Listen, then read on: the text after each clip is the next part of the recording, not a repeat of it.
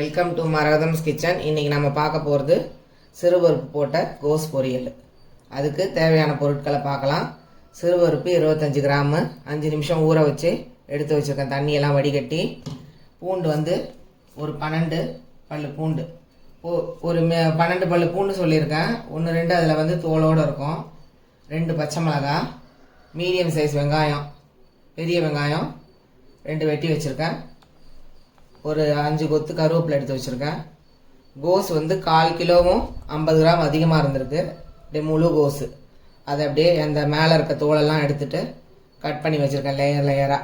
கோஸுன்றது எப்படினாலும் கட் பண்ணிக்கோங்க. அந்த சிறுபருப்பு போட்டு செய்யும் போது செம்ம டேஸ்ட்டாக இருக்கும். இப்போ கேஸ் பற்ற வச்சுட்டு பாத்திரத்தை எடுத்து வச்சாச்சு. இப்போ கொஞ்சம் பாத்திரம் லைட்டாக ஹீட் ஆகட்டும். ஹீட் ஆனோடனே நம்ம எண்ணெய் ஊற்றிக்கலாம். பாத்திரம் ஓரளவுக்கு சூடாயிடுச்சு. இப்போ நம்ம எண்ணெய் ஊற்றிக்கலாம். இப்போ நான் சொல்கிறேன், எண்ணெய் ஊற்றிருக்கேன், உங்களுக்கு சொல்கிறேன். அதில் ஊற்றினாலும் அந்த கரண்டியில் ஊற்றினாலும் எனக்கு சேம் அளவு தான். இதில் வந்து ஒரு 1.5 கரண்டி ஊற்றிருக்கேன். சின்ன கரண்டி தான், எண்ணெய் கரண்டி, நல்லா பார்த்துக்கோங்க, நிறைய ஊற்றுறேன்னு நினச்சிக்காதீங்க. இது வந்து ஆயில் இழுக்காத பேன் தான், அதனால் நம்ம அவ்வளோதான் ஊற்றிருக்கோம். அதை பாருங்கள், 1.5 தான் ஊற்றிருக்கேன். எண்ணெய் காஞ்சிட்ருக்கு, இன்னும் கொஞ்சம் சூடாகட்டும். 1.25 போட்டிருக்கேன் கடுகு. கடுகு பொரிஞ்சிட்டே இருக்கட்டும். அதுக்கு முன்னாடி நான் உங்களுக்கு இந்த தட்டுறதெல்லாம் காட்டிடுறேன். ஓரளவுக்கு இந்த அளவுக்கு எடுத்திருக்கேன். ஒரு 1/4 ஸ்பூன் அளவுக்கு சீரகம் எடுத்திருக்கேன். இந்த 2 பச்சை மிளகாய், இந்த பூண்டு, இதெல்லாம் இதில் போட்டுட்டு இந்த எண்ணெய் பொரிஞ்சிருச்சு. கடுகில் போட்ட எண்ணெய்லாம் விட்டு பாருங்கள். கடுகு எண்ணெய் எல்லாமே கரெக்டாக ஈக்குவலாக வந்துருச்சு, பொரிஞ்சிருச்சு கடுகு. இப்போ நம்ம வந்து வெங்காயத்தை போட்டுக்கலாம். வெங்காயத்தை போட்டுட்டு இதில் இருக்க 2 கொத்து கருவேப்பிலை,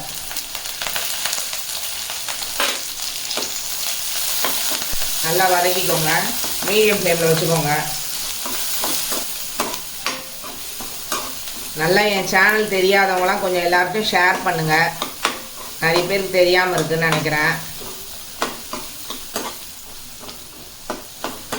அதனால் நல்ல மோட்டிவேஷன் கொடுங்க. உங்களுக்கு பிடிச்ச வெஜிடபிள்ஸ் தான் நிறைய போட்டுட்ருக்கேன் நான், நான்வெஜ்ஜை விட. இப்போ ஓரளவுக்கு ஹையில் வச்சுக்கோங்க. வெங்காயம் வதங்கணும். பாருங்க, 1/2 ஸ்பூன் உப்பு போட்டிருக்கேன் இந்த ஸ்பூனில். இதுக்கு மேலே நம்ம தேவைன்னா போட்டுக்கலாம், போட வேண்டியது இருக்காதுன்னு நினைக்கிறேன். உப்பு போடும்போது வெங்காயம் சீக்கிரம் வதங்கிடும்.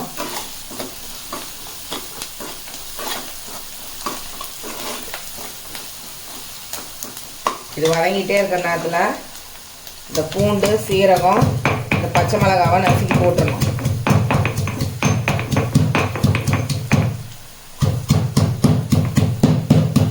பச்சை மிளகாய் வந்து ஓரளவுக்கு அந்த விதையெல்லாம் நசுங்கினா போதும். இப்போ காட்டுறேன் பாருங்கள், இந்த அளவுக்கு நசுங்கினா போதும்.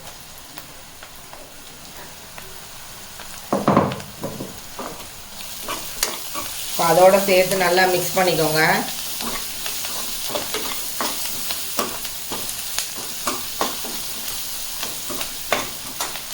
போட்டு இப்போ இந்த நேரத்தில் நம்ம இந்த சிறுபருப்பு போட்டுருணும். இந்த 25 கிராம் சிறுபருப்பு அந்த கொஞ்சம் தண்ணியோடவே போட்டுருங்க, ஒன்றும் பிரச்சனை இல்லை. ட்ரை ஆகிடும், ஃபுல்லாக ட்ரை ஆகிடும். ஏன்னா கோஸ் வந்து நான் ஏற்கனவே கழுவி எடுத்து வச்சுருக்கேன். எந்த தண்ணியுமே ஊற்றக்கூடாது, கோஸ்லேயே தண்ணி பதம் இருக்கும். இதை நல்லா அந்த வெங்காயத்தோட இந்த சிறுபருப்பை வதக்கிக்கோங்க. 5 நிமிஷம் ஊற வச்சிங்கன்னா போதும் சிறுபருப்பு. நான் காராமணி பொரியல் செஞ்சு காட்டினேன் இல்லையா, அந்த காராமணி பொரியலில் கூட நீங்கள் ஒரு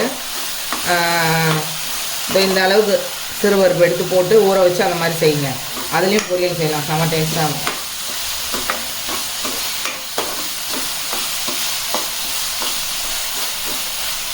மீடியம் ஃப்ளேமில் வச்சுக்கோங்க.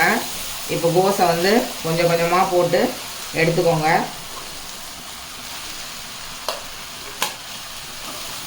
கொஞ்சம் கொஞ்சமாக கிளறி விட்டுக்கோங்க. நல்லா எல்லாமே உள்ளே அமுங்கி போயிடும்.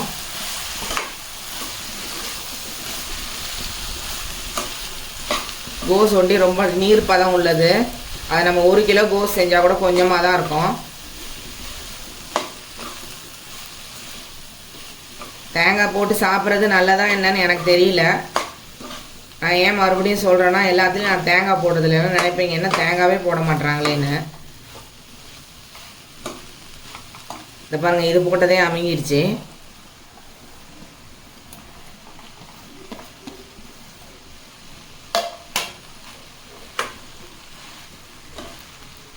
மீடியம் ஃப்ளேமில் தான் வச்சுருக்கேன். ஏன்னா நம்ம நல்லா கிளறி விட்டுட்டு கொஞ்சம் ஓரளவுக்கு அந்த நெருப்பை வந்து கொஞ்சம் அதிகமாக வச்சுக்கலாம். அவ்வளோதான், அதுலேயே வெந்துடும் அந்த நீர் பதத்துலேயே. நல்லா டேஸ்ட்டாக இருக்கும் ஃப்ரெண்ட்ஸ். இது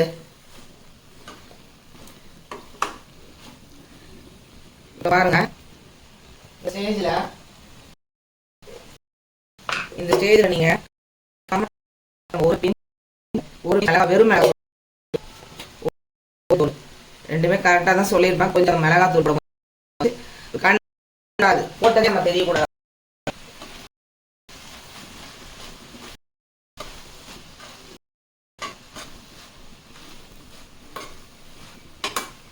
ஹையில் வச்சுக்கோங்க. மீடியம் ஃப்ளேமில் 3 to 4 minutes கழிச்சு நம்ம வந்து பார்க்கலாம். 3 to 4 minutes ஆயிடுச்சு. நம்ம இப்போ மூடி எடுத்துடலாம். பார்த்தீங்களா, அந்த தண்ணி பதத்திலே வந்துருக்குங்க பாருங்க. எதுவுமே அடி கூட பிடிக்காது, சும்மா அந்த கோஸோட தண்ணி தான். அதை நான் உங்களுக்கு சாப்பிட்டு காட்டுறேன். மீடியம் ஃப்ளேமில் தான் வச்சுருக்கேன். உப்பு கரெக்டாக இருக்குது ஃப்ரெண்ட்ஸ். அதுக்கு மேலே உப்பு போடாதீங்க. இந்த அளவு கோஸுக்குன்னா உப்பு போடாதீங்க. பாருங்கள், எதுவுமே அடி கூட பிடிக்காது. நல்லா சூப்பராக வெந்துருச்சு. கரெக்டாக பொரியல் பக்குவத்துக்கு. இங்கே பாருங்கள், தெரியுதா? இங்கே பாருங்கள், இதுதான் பொரியல் பக்குவம். இப்போ நம்ம ஆஃப் பண்ணிடலாம். இந்த மாதிரி கோஸில் சிறுபருப்பு போட்டு பொரியல் செஞ்சு சாப்பிட்டு பாருங்கள். அமேசிங்காக இருக்கும். நல்லா சப்போர்ட் பண்ணுங்கள் என்னோடய சேனலுக்கு. எல்லார்ட்டையும் ஷேர் பண்ணுங்கள். உங்களுக்கு இந்த வீடியோ பிடிச்சிருந்துச்சுன்னா லைக் பண்ணுங்கள், சப்ஸ்கிரைப் பண்ணுங்கள். Thank you friends.